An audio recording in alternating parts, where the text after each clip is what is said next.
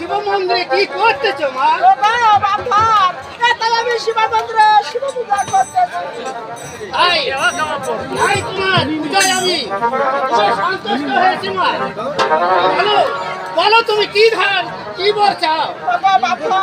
আমার সন্তান না হাত করে তোমার দুঃখ দেব।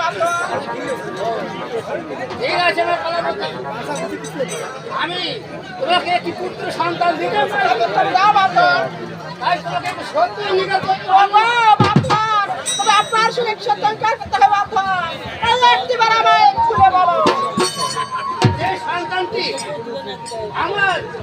আমার পরে যে সন্তানটি তোমার গর্ভে আসবে সে সন্তানটি যেন আমার পূজা ছাড়া অন্য কোনো দেবদেবীর পূজা করতে ঠিক আছে বাবা, তোমার ছেলের অন্য কোনো দেবদেবীর পূজা করবে না। তাই হোক।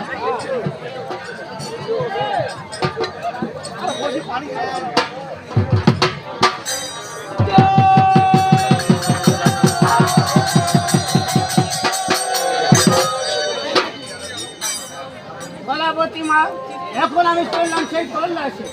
ঠিক আছে বাবা, তবে যাবার সময় আমার প্রণাম করবো।